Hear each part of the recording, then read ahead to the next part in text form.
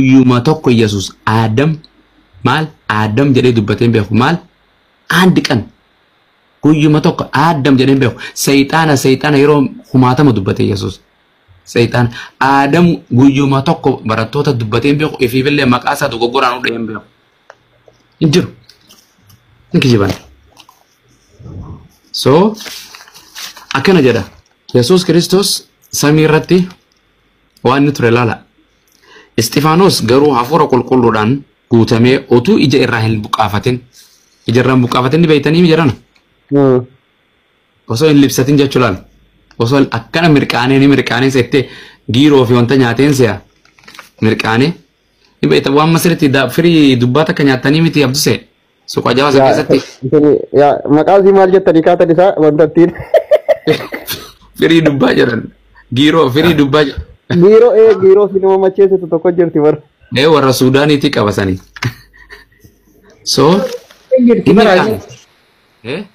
no birallee hin jirti zaaga okay osoo ija libsatin waaqa keessa ol ilaalee jedhe boo Istifaanos kun namticha ajaa'ibaati halkan la ilaha ulfina waaqayyo Yesuusiin gara mirga waaqayyo dhaabbatee arge kunoo jedhe bantiiwwan waaqaa banamanii ilmi namaa Yesuus gartee gara mirga waaqayyo dhaabbatee naan argee jedhe boo hafuura qulqulluun hin kijibu akkas hin jenna isaanu hafuuraan qabda hafuuraan arge ilma namaa kan mirga waaqayyo abbaa dhaabbatu kana jedha dhaabbatu sanuu taa'utti hin jiru rakkatee boo kun waardiyaa kanuma gartee gibbii namaa eegu taa'u jira kana dhaabbata la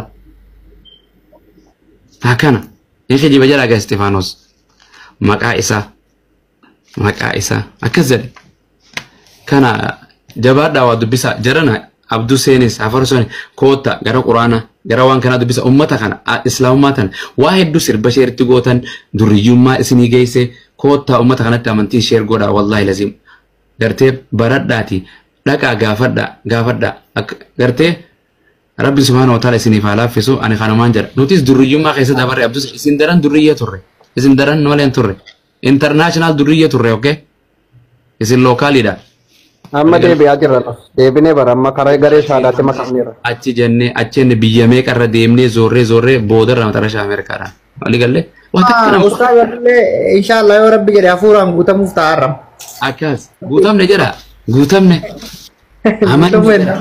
nama kana hunda keessaa kiristaanuma gastii ergatu tokko barbaadeen dhabe dhugaa rabbii nama waan tokko hin jiru hin sodaatan jechuudha waan boqon wallahi boqon ergataniirani bar warroota dura buustan ustaazitu buusee nani jal'ise malee ergataniirani ustaaz buusee mandau saan yoo bu'an malee seena nala isaan kabaja ira barba nagaan sifaatoo tasfaaye kam hunda keenya faatoo nagada galata waaqayyo kamati galata waaqa nagaa Kiristaana moo Islaama tasfaayin?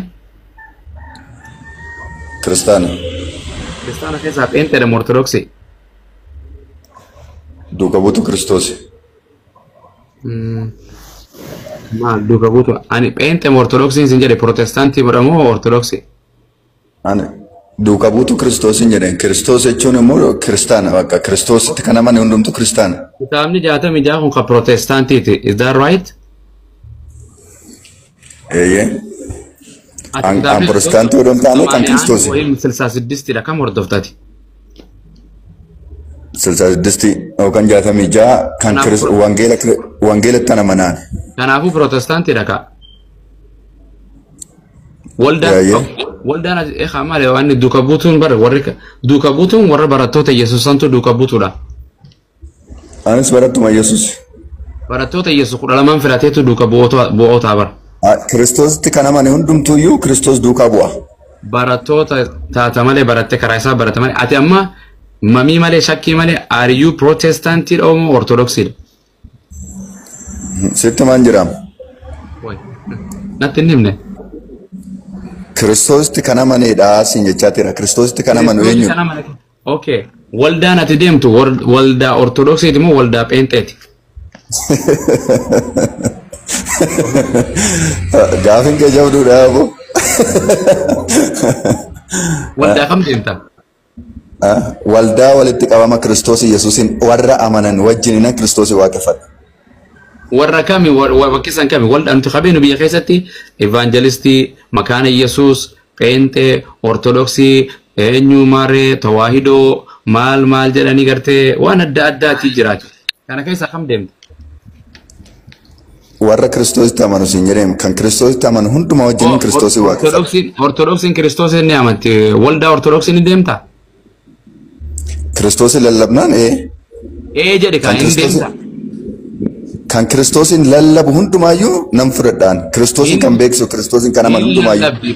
Ortodoksiin Kiristoos lallabdi Allah lallabdu inni deem Muhammad lallabdu waldaa ortodoksiin deemta. Sitte maan jiraam kan Kiristoosiin lallabu hundumaa kan Kiristoosiin lallabu hundumaayyuu. Kan Kiristoosiin beeksisu hundumaayyuu. Kitaabni ati gartee hordoftu kan baadhattee deemtuun 88 moo 88 kun jira. Kami?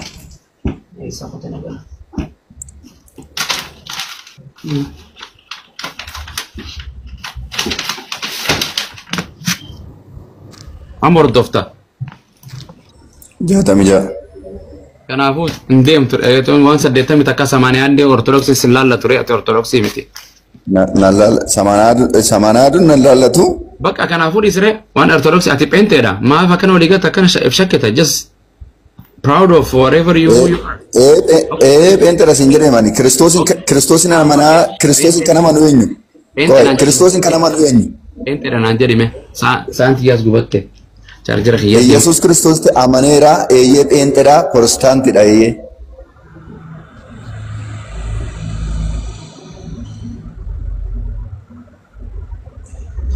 Agasiifuu taap godha hundi keessan manni kan waan caafne taap godha shiidha jamaa. Ambassa yaa mareet ayya tasfaayeen kun naate ayya tasfaa si gaafadha eenyutu peentee ta'e isin jedhe. Eenyutu peentee ta'e isin jedhe. Wangeela akka jedhee dubbata karaa dhugaa jireenyi ana yoo ta'e malee eenyumtu gara Waaqayyo Abbaa dhaquu hin danda'udha. Kanaaf wangeelatu jedha waan ta'eefanan wangeelatti amanu. Tasfaayee. Ankasin jenne bar eenyutu ta'e isin jedhette miti eenyutu dhaggeeffadhu gurraan ka addaan eenyutu pheenxee yookaan protestaantii ta'e isin jedhe wangeelatu karaa dhugaa jireenya natti agarsiise waan ta'eefanan Kiristoosin amanee pheenxee ta'e amma egaa buseedhaan